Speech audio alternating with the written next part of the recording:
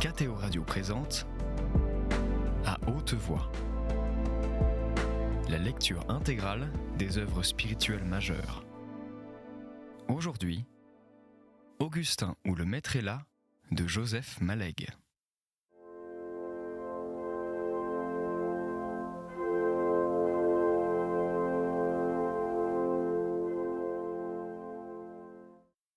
On ne savait quoi de rêveur et de silencieux, dont une soudaine familiarité rieuse faisait par moments éclater le vernis. Entrelacé sur ses genoux, prête à se disjoindre, dans l'immobilité instable de la vie, il contemplait deux mains pâles et parfaites, leur satiné mouvant, le vague dessin bleuâtre de leurs vénules. Tout le souple jeune corps était penché et comme déversé du côté où s'entrelaçaient les mains, en cette pose sculpturale et classiquement belle de jeune fille assise aux bras nus. Mais cette enivrante image d'abandon et de songerie était démentie par l'arc délicat, aisément tendu des lèvres, la lèvre inférieure parfois mordillée, les sourcils soudain rapprochés sur la pureté du front, comme si la belle rêveuse s'impatientait de ce que le charme des formes ne se prêta pas à exprimer ce que la pensée désirait dire, que le langage spontané des belles lignes la laissa indifférente, jusqu'à désirer s'en désencombrer. Comme il avait remarqué, à la première rencontre, l'inexistence de tout parfum, Augustin constatait l'absence de tout éclat cherché, de toute surcharge volontaire, de tout ce qui se fût surajouté à la primitive et naturelle limpidité de ce cristal.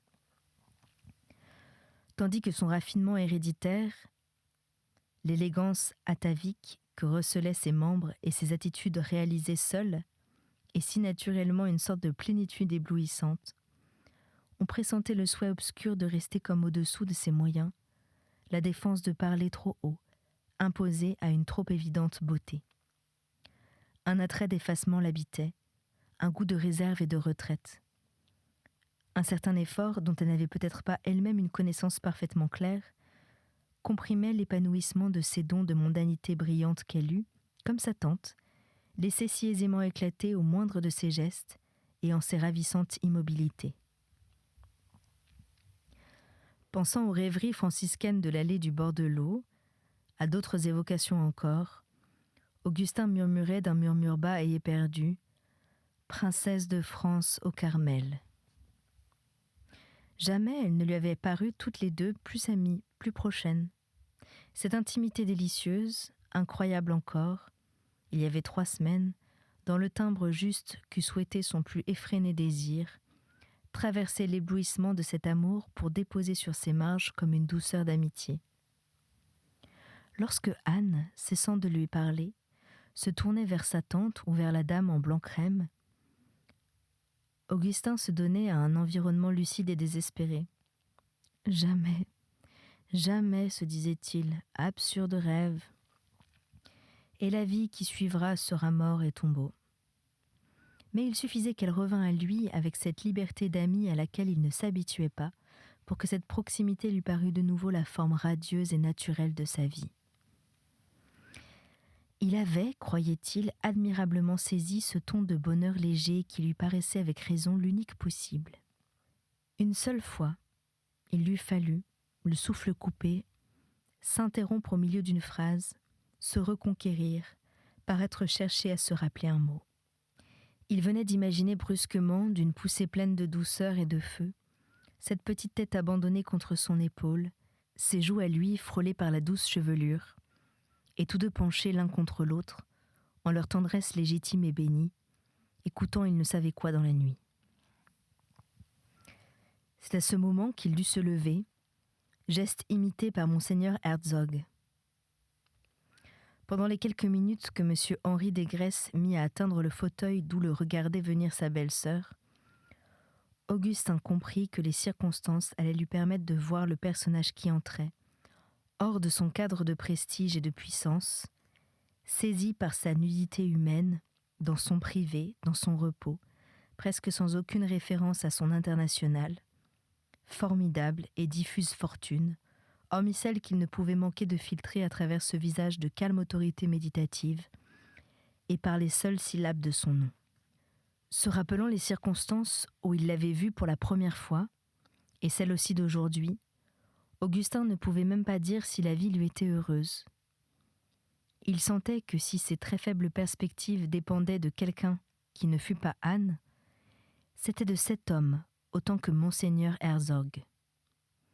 Il se réjouit du roman obscur qui planait sur son existence.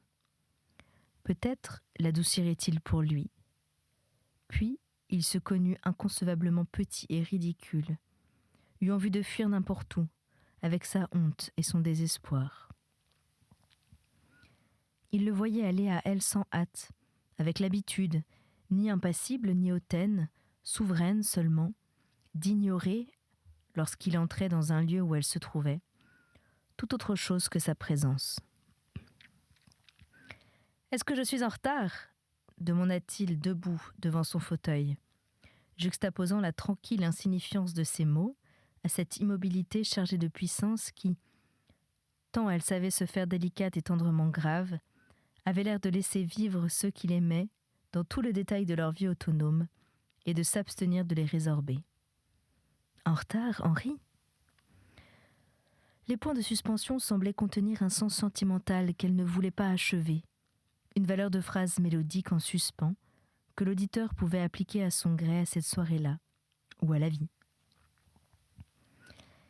Ils furent momentanément liés par un seul sourire, qui leur eût appartenu en commun, qui n'eût fait que varier de qualité tout le long de la trajectoire entre les deux visages, pour devenir sur ses lèvres à elle, fémininement délicieux, toute intimité et toute offrande, peut-être mélancolique, mais certainement radieux. Avait-il vieilli ?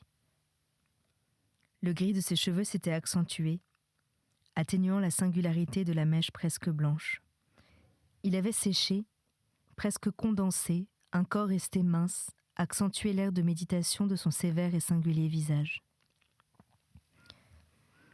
Cette apparence d'absorption et d'austérité qu'Augustin se rappelait si bien, se retrouvait là, bien qu'il y fût pour son repos, bien qu'à cette étape de sa vie et de leur enracinement, ces énormes affaires aux secrètes opulences consolidées puissent être gouvernées de plus loin, avec une hiérarchie plus autonome d'organismes intermédiaires, un contact personnel rare, spécialisé aux décisions les plus hautes, réservé aux vastes attentions lointaines et aux dominations invisibles.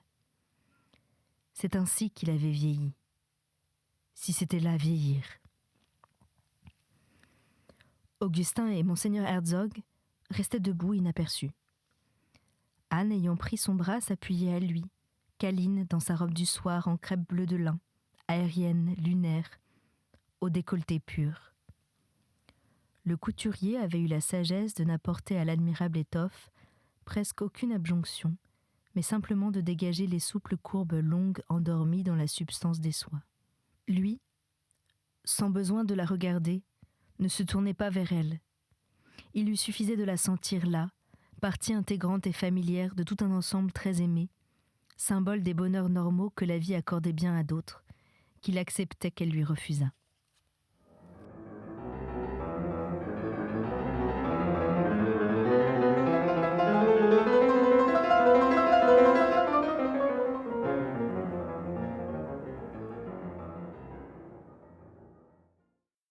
Il vint saluer Monseigneur Herzog et Augustin, avec cette courtoisie sobre et un peu restreinte qui était dans sa manière, ce dernier sans plus d'étonnement après 15 ans que s'il l'eût quitté la veille.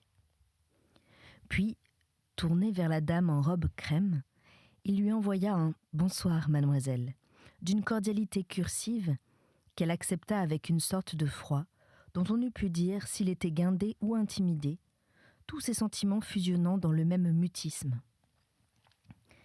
Anne reprit son tabouret, tournée maintenant vers le fauteuil où il s'était assis, gardant cette attitude confidente et charmeuse.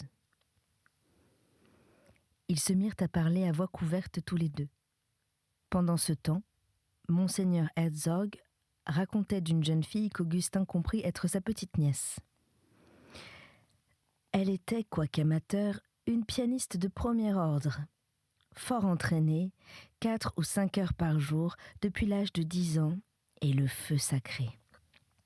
Elle demanda à son fiancé Vous aimez la musique, André, n'est-ce pas ? Ah non, oh non, ça non. Elle ferma son piano à clé et ne l'a plus rouvert depuis. Madame Desgresses des Sablons demanda languissamment « Trouvez-vous ce sacrifice très extraordinaire, chère mademoiselle, ce renoncement de la fiancée ?» « Professionnellement, dit la dame en blanc crème, de sa voix dure et timide, je ne pourrais évidemment le faire. Mais même comme amateur, je crois que c'est aux fiancés que j'aurais renoncé. » « Mais une fiancée, continua Madame Desgresses, doit s'estimer heureuse si la vie ne lui impose que de fermer son piano. » Monsieur Henri Desgresses demanda à Anne d'un ton bienveillant et assourdi. « Quelle est celle de ces œuvres qui est tienne, petite Anne, personnellement tienne ?» Anne eut une hésitation de modestie confuse. « Les individus ne sont rien, oncle Henri. Je veux dire, quelle est celle de ces œuvres qui ne se ferait certainement pas si la promotrice, non contente de n'être rien, y ajoutait l'idée de ne rien faire ? Monseigneur Herzog vient au secours d'Anne. L'école normale secondaire d'enseignement libre de jeunes filles ne se fera qu'avec le concours de mademoiselle de Préfaille et non autrement. » « N'est-ce pas votre avis, monsieur ? » demanda Madame Desgresses des Sablons, qui continuait sa propre conversation sans que la grammaire indiquât si l'avis portait sur cette école ou sur la fiancée qui avait fermé son piano. « Madame, fit Augustin, avec un sérieux peut-être excessif. Ces moments relèvent de la psychologie des hautes températures. Toutes les réactions sont changées et le mot de sacrifice n'a plus de sens. »« Peut-être, fit-elle, tandis que ses yeux exploraient d'une indifférence caressante un très bel Hubert Robert suspendu en face d'eux, ses grands arbres ébranchés, ses colonnes rompues, et un beau soir d'or et d'orange tendu derrière ces architectures en ruine. Au moins se ferait-elle plus lentement, continuait Anne dans l'autre compartiment de la conversation. Et songez, oncle Henri, quels seraient vos regrets et votre absence de mérite ? Il serait énorme, dit-il de cet air calme où la plaisanterie et la tendresse restaient toutes deux en dedans. Je sais que vous n'aimez pas les dossiers incomplets, oncle Henri. J'ai donc fait établir tous ces devis au mieux de ma capacité administrative. Il feuilletait avec détachement et sérieux un assez mince dossier de devis et de plans. Voici qui comporte certainement clarté d'esprit et sens commun. Une fois assurées ces immobilisations, telles qu'elles figurent là, l'œuvre doit faire ses frais. Oui, oncle Henri, fit-elle, tandis qu'Augustin s'immobilisait à regarder respirer ses fines lèvres volontaires, tout ce mélange d'intelligence et d'une sorte de candeur que la belle suppliante présentait à oncle Henri. Il ferma le dossier et le lui remit. « Je ne retiens que vos desiderata, que je remplirai, petit enfant. Je me substituerai totalement à ces devis. » « Ils ne vous serviront à rien, oncle Henri, » dit-elle avec simplicité. Mais lui penchait sur elle ce curieux regard décoloré, ce singulier visage sans joie, émacié, ascétique, des grands manières d'or de la planète. « J'ai des services d'études immobilières, tu permets qu'ils travaillent ? Ils présenteront leurs propres plans à tes acceptations. »« Oncle Henri, dit Anne qui l'embrassa 2 fois à pleine joue, je vais remettre tout cela à votre filtre, voulez-vous ? Avec le mot que vous me dicterez. » Augustin s'étonna de ce terme conventionnel détaché par elle et de sens inconnu. Comme elle ajoutait à demi-voix « Je n'ai pas de stylo » et qu'il était à l'affût, il se leva et lui tendit le sien. « Voulez-vous bien que j'écrive avec ?» fit-elle, supprimant « monsieur », familiarité qui l'incendia de gratitude. Il émit un « pourquoi non, mademoiselle ?» un peu sourd, mais parfaitement naturel. Il la sentait amie, confiante, plus encore qu'au bord de l'eau. La conversation de sa belle-sœur n'avait pas échappé à monsieur Henri Desgresses. « Je proteste, dit-il à la demoiselle en robe blanc crème, contre votre mot de tout à l'heure. Si pauvre de substance qu'il soit, le fiancé doit être plus riche que la musique. Il est un apport extérieur. Elle existe hors de votre cœur, il y ajoute. Voulez-vous sonner, petite Anne chère ? L'annonce du maître d'hôtel, qui devait sans doute attendre, suivit immédiatement. Venez, chère mademoiselle, dit madame Desgraisses des Sablons. Ces messieurs détestent manger froid. Les 3 dames s'en allèrent ensemble. Monsieur Henri Desgraisses suivit, entre monseigneur Herzog et Augustin. Il parvenait, grâce à des procédés où il commençait d'être expert, à mener la conversation de front avec le brûlant souvenir d'une autre promenade dans des circonstances semblables. Il se rappelait ces minutes, la terrible nouveauté du bonheur qui les avait marqués et aussi, sélection de détails parmi les autres, la caresse des petites brises et leur odeur de foin. Son amour, maintenant stabilisé, achevé de construire, édifice central de la totale transformation de son âme, il le retrouvait sous les formes qu'il avait encore à cette date, frêle, neuf et dévorant, tel qu'il le combattait au milieu de ses premières joies, et tel aussi qu'il l'avait laissé au passage dans les petits salons déserts. Il ressemblait à un coin magique de la terre, où le matin aurait conservé la fraîcheur mordante de sa naissance, au lieu de se diluer comme ailleurs et de se perdre dans le blanc du jour. Mais il n'avait pas le temps de s'abandonner à ses souvenirs. Monsieur Henri Desgraisses l'interrogeait. Il fallait répondre. Il fallait répondre bien, avec une modestie mêlée de sang-froid. Monsieur Henri Desgraisses paraissait le connaître assez pour qu'Augustin pût croire qu'on lui avait parlé de lui, ce qui était naturel, à cause du voisinage de monseigneur Herzog.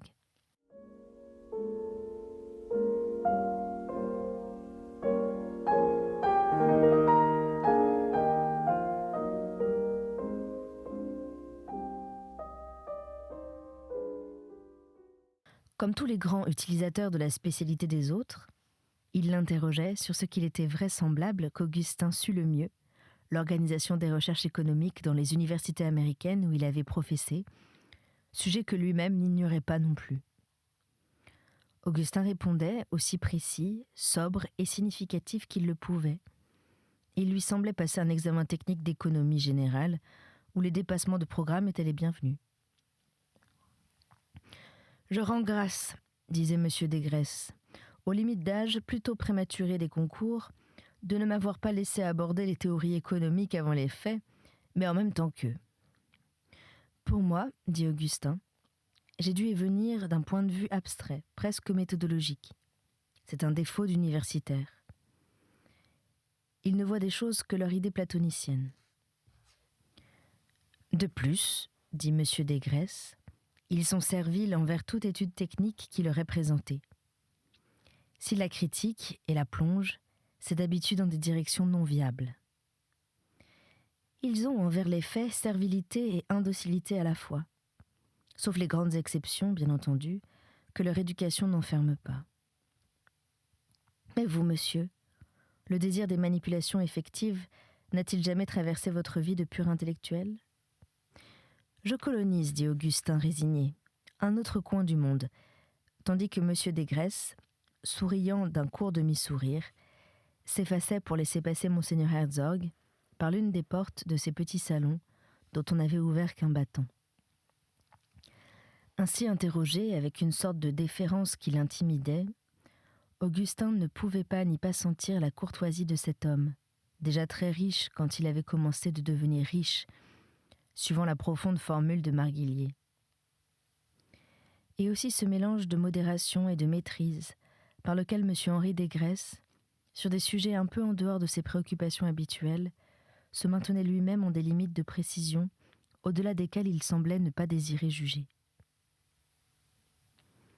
Il se demandait ce qui lui donnait cet esprit froid, robuste, plein de mesure dans sa hardiesse, s'il avait, comme on dit, fait de la science pure, au lieu de passer aux entreprises industrielles immenses et à la poésie des incalculables fortunes.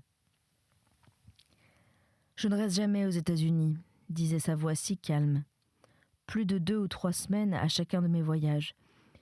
Je ne prends pas le temps, malgré mes désirs, de dépasser mes buts immédiats. Mais j'ai un projet que je vous confie. À 70 ans, quand naîtront mes premiers loisirs, je me ferai inscrire comme étudiant à Harvard ou à la Sorbonne. Un souvenir sauta dans la pensée d'Augustin. Une scène de saveur toute voisine. C'était à Londres, peu après la fin de la guerre. Augustin revoyait les longs salons au plafond bas, les boiseries à cajou, les fauteuils de club anglais de la fondation Edmond de Rothschild. Le général Weygand avait accepté d'y dîner avec l'attaché militaire. Son capitaine d'ordonnance, magnifique et solennel, paraissait le vrai général. Et le général Weygand, qui revenait à cette date de sa mission célèbre en Pologne, tout simple, effacé, d'une parole fine et calme, ressemblait à un capitaine inconnu. Monsieur Henri Desgresses émit un de ses courts demi-sourires. « Je le reconnais là, fit-il, sans aucune allusion au compliment indirect qui lui était fait. Le dîner intime des 6 convives autour de la table réduite, dans cette salle à manger colossale, se poursuivit avec le même apparat de domestique, le même raffinement de menu, l'identique précaire et vivante splendeur des fleurs, rehaussée de l'éclat mort et permanent des cristaux et de l'argenterie. Toutes ces choses, retrouvant Augustin, lui rappelaient qu'elle conservait par devers elle des sens raffinés, dissimulés à leur première rencontre, alors qu'elle dérogeait en la compagnie de monsieur et madame Marguillier. Monsieur Henri Desgresses prit au milieu de la table la place de son frère. Augustin dut encore, pour voir Anne, traverser la même corbeille de surtout floral, prolongée cette fois par les candélabres des 2 bouts. Auprès de lui s'assit la dame en robe blanc crème, dont il savait enfin qu'elle était une pianiste fort connue, aux nombreux récitals dans les grandes salles de Paris, au Queen's Hall, ainsi qu'à Aix et à Vichy. Intelligente, positive, assez sèche d'appréciation et de pensée, elle ressemblait à ces techniciens qui, n'aimant pas à parler de leur technique avec des incompétents, ne savent cependant les entretenir d'autre chose. Augustin trouva le moyen de l'intéresser en lui parlant de la cherté des prix dans les capitales étrangères, à New York en particulier, où il n'avait pourtant pas eu grand-chose à payer.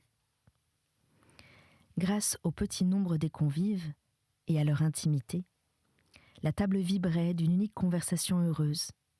Augustin pouvait parler à Anne par-dessus le haut et court buisson des fleurs, lui répondre, être admis par elle à une radieuse amitié. Monseigneur Herzog agitait le thomisme, la High Church, Lord Halifax et la statistique des conversions.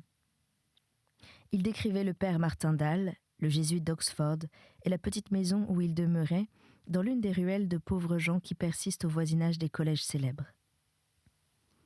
À peine distinguait-on de la rue sa chapelle minuscule et perdue. Augustin remit la conversation sur Puiset, dit que rien n'était plus pathétique et plus mystérieux que la conversion de ces très belles âmes, toujours sur le point de se faire et ne s'achevant jamais. Il s'aperçut soudain qu'il venait de parler en catholique, avec le même esprit et les mêmes mots qu'avant la grande crise, d'il y avait 15 ans. Parfois, des noms de parents ou d'amis qu'Augustin ignorait traversaient les propos. Mais loin de le rendre étranger, il le haussait lui-même à leur intimité, qu'il élargissait d'inconnus. Le monde autour d'Anne était plus large, voilà tout. Il y avait plus de place, beaucoup plus de place, autour des détails de son grand amour. « Jacques, il est à Ancre, dit monsieur Henri Desgresses, avec sa femme, dans l'architecture des capitales Khmer. J'imagine que c'est à Cambridge que cette graine a poussé, fit-il tourné vers Augustin, et faisant allusion à leur première rencontre. Ce voyage d'Angleterre m'amène à subventionner une mission d'étude de l'art cambodgien. C'est une conséquence à laquelle je n'avais pas songé. On ne saurait, dit madame Desgresses des Sablons, cristalline et railleuse, empêcher les Desgresses de nourrir des ambitions planétaires. C'est à vous qu'on doit cet exil et cette furie de savoir, jeta Anne à travers les fleurs. Devant cette vivacité familière jamais entendue encore, Augustin sentit, rapide et court, un arrêt au cœur, et cette sorte de fraîcheur et de défaillance qui est la perception interne du pâlissement. Revenu de ce choc, il osa une remarque qui lui parut d'une hardiesse infinie. « Mademoiselle Anne, dit-il, je me rappelle une petite fille. » Il dut s'arrêter, se ressouvenant des sombres yeux violets de jadis, qui disait « Je voudrais qu'on m'apprenne pourquoi ces choses sont belles. Cette petite fille se rendait à Rome au moment même où monsieur Jacques partait pour l'Angleterre. « J'ai vraiment dit cela ?» fit-elle, tandis qu'Augustin retrouvait cette fois l'aspect watteau des admirables sourcils, se levant sur son front pur et pâle, comme si elle s'étonnait de ne pas se souvenir. Augustin eut le sang-froid de décroiser les mains, de les ouvrir en éventail, pour dire que c'était là des faits, de positifs et ineffaçables faits, contre lesquels nos étonnements ultérieurs ne pouvaient rien. Il ajouta : « Il y avait aussi une certaine furie de savoir. »« Je me souviens très bien, » fit M. Desgresses. « Oh vous, oncle Henri, votre mémoire m'a toujours fait peur. » Augustin aussi s'effrayait. Le prénom déjà prononcé à la précédente visite, fugitif alors et inaperçu, venait de s'étaler en pleine lumière, inenlevable, systématique, visible et en relief comme une chose. C'était À haute voix, une émission de KTO Radio. Aujourd'hui, Augustin ou le maître est là de Joseph Malègue. Lecture, Anne-Céline Pellarini. Captation et réalisation, Aymeric Plouinec et Thibaut Dagalier. Une émission disponible en podcast sur ktoradio.com et sur l'application KTO Radio.